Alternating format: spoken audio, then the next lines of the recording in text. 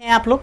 मैं उम्मीद करता हूँ आप लोग स्वस्थ होंगे। आज हम लोग बात करेंगे कि महात्मा गांधी अंतर्राष्ट्रीय हिंदी विश्वविद्यालय महात्मा गांधी, यहाँ पे महात्मा गांधी अंतर्राष्ट्रीय हिंदी विश्वविद्यालय का जो तीसरा लिस्ट है वो जारी कर दिया गया है।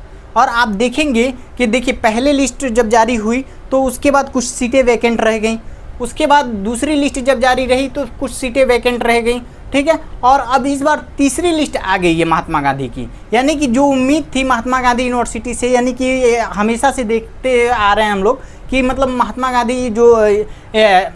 गांधी अंतर्राष्ट्रीय हिंदी विश्वविद्यालय वर्धा के अंदर जो है इसकी 2-3 लिस्ट आपको देखने के लिए मिलेगी। यहाँ तक कि कभी कभी स्पॉट काउंसलिंग भी देखने के लिए मिलता है। यहाँ तक कि यहाँ पे इस यूनिवर्सिटी में कभी कभी ऐसा देखने के लिए मिलता है पहले आओ पहले पाओ किसी कोर्सों में, यानी कि यहाँ पे काफ़ी हद तक मतलब कट ऑफ कम जाते हैं। हालांकि जो उम्मीद थी कि यहाँ की कट ऑफ कितनी जाएगी, लगभग उसी के आसपास कट ऑफ देखने के लिए मिल भी गया, क्योंकि यहाँ पे 93 पे आ गया है।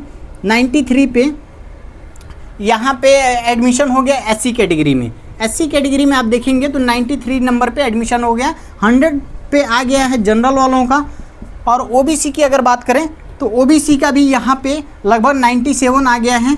तो मतलब यहाँ पे 97 नंबर पे एक स्टूडेंट का हम देखें कि उनका लिस्ट में नाम है। तो 25 तारीख, अब देखिए इन्होंने जो मतलब 10 सीट वैकेंट रह गई थी तो 10 बच्चों का नाम आया है, 10 बच्चों का तीसरे लिस्ट में नाम आया है। अब उनको टाइम दिया गया है फीस पेमेंट करने के लिए, तो 25 तारीख तक उनको फीस पेमेंट करने के लिए टाइम दिया गया है। 25 तारीख तक आप 25/7 तक आप फीस पेमेंट कर पाएंगे यहाँ पे। तो अगर अभी भी मान लीजिए कुछ बच्चे इसमें से अगर अभी भी फीस पेमेंट नहीं करते हैं तो उनका सीट वैकेंट रह जाएगा, फिर ये एक और लिस्ट दे देंगे। हालांकि बच्चों को बहुत सारा इंक्वायरी थी, पूछ रहे थे बच्चे कि सर तीसरी लिस्ट आएगी भी कि नहीं आएगी। दूसरी लिस्ट में क्योंकि थोड़ा सा टाइम ज़्यादा इन्होंने लगा दिया तीसरी लिस्ट देने में, ठीक है, तो बच्चे इसलिए परेशान थे कि सर तीसरी लिस्ट यहाँ पे आएगी कि नहीं आएगी।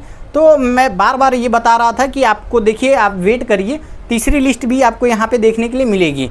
यानी कि तीसरी लिस्ट आ भी गई बीएड वाले बच्चों के लिए। तो बीएड वाले बच्चों के लिए यहाँ पे एक चीज़ फ़ायदा है कि मतलब तीसरी लिस्ट देखने के लिए मिली जिसमें 10 वैकेंट सीट था, उसको यहाँ पे भरने का काम किया जा रहा है। अभी भी देखिए क्या होगा कि अगर ये 10 सीटें नहीं भर रही हैं, जैसे बहुत सारे बच्चों का एडमिशन हो गया होगा, तो बहुत सारे बच्चों का एडमिशन हो गया हो तो इसमें से अगर उन बच्चों का नाम अगर आ गया है तो फिर उनको अगर मान लीजिए वो एडमिशन नहीं लेते हैं तो फिर सीटें अगर खाली हो जाएंगी। तो यहाँ पे देखिए जो मतलब लिस्ट आया है जिसमें मैक्सिमम ओबीसी कैंडिडेट हैं, जो अभी 10 बच्चों का लिस्ट आया है उसमें मैक्सिमम कैंडिडेट क्या हैं, ओबीसी के हैं। तो यहाँ देखने से पता चल रहा है कि मतलब जनरल वालों 2 ही कैंडिडेट थे जिसमें, और एससी के 2-3 कैंडिडेट थे, बाकी उसके बाद जनरल वाले ही मतलब ओबीसी वाले ही कैंडिडेट थे, यानी कि ज़्यादा कैंडिडेट 10 में से ओबीसी वाले ही थे। तो देखिए ओबीसी की थोड़ी सी कट ऑफ और भी अभी आपको देखने के लिए कम जाएगी, क्योंकि अभी हो सकता है शायद चांस हो जाए, ठीक है, कि आपको चौथे राउंड की काउंसलिंग देखने के लिए मिल जाए शायद। देखिए कंफर्म नहीं है क्योंकि 10 ही सीट वैकेंट था और 10 सीट पे इन्होंने मतलब इस बार जो तीसरी लिस्ट आई है 10 बच्चों का नाम है, उसमें 10 बच्चे में से अगर कोई बच्चा फिर से अगर मान लीजिए वहाँ पे एडमिशन नहीं लेता है तो फिर उसको मतलब वो जो सीटें खाली रह जाएंगी फिर वो भरने का काम करेंगे। और फिर क्या करेंगे कि एक लिस्ट जारी करेंगे। अगर एका दुक्का सीट बच जा रही है तो आपको डायरेक्ट मेल भी आएगा। तो आप मतलब अगर एक मान लीजिए इसमें से 10 में से 2 सीटें केवल खाली हो जाती हैं, तो 2 सीटें खाली हो जाती हैं तो हो सके ये मेल के द्वारा भी भर दे। डायरेक्ट बच्चों पे क्या है यूनिवर्सिटी मेल कर देती है कि अगर आपको एडमिशन लेना है तो फिर आप आके एडमिशन ले सकते हैं। तो ऐसा भी होता है यूनिवर्सिटी में, क्योंकि देखिए यहाँ पे एक मतलब प्रोसेस है कि अगर आपका लिस्ट में कहीं नाम नहीं देखने के लिए मिलता है, ठीक है, उसके बाद अगर सीटें लास्ट में बच जाती हैं तो यूनिवर्सिटी क्या करती है कि जो ऊपर से बच्चे होते हैं उनको क्या है मतलब लिस्ट में जो जिनका मान लीजिए नाम होता है कि अगले राउंड में उनको आगे मौका दिया जाएगा, तो उन बच्चों को डायरेक्ट यूनिवर्सिटी मेल कर देती है और उसके बाद उनको एक डेट डिसाइड कर देती है कि आपको फ़ीस पेमेंट कर देना है। तो यहाँ पर आप देख पाएंगे कि ऐसे भी यहाँ पे एडमिशन होता है।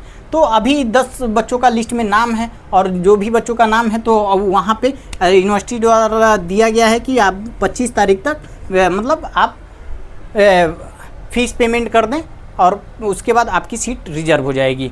अब बात करते हैं हम लोग मणिपुर यूनिवर्सिटी की। तो अभी देखिए मणिपुर यूनिवर्सिटी की अभी लिस्ट नहीं आई है, लेकिन जल्द ही देखने के लिए मिलेगी।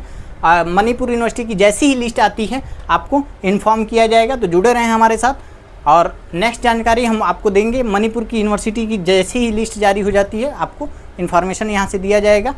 तो मिलते हैं नेक्स्ट इन्फॉर्मेशन में, तब तक के लिए बाय बाय।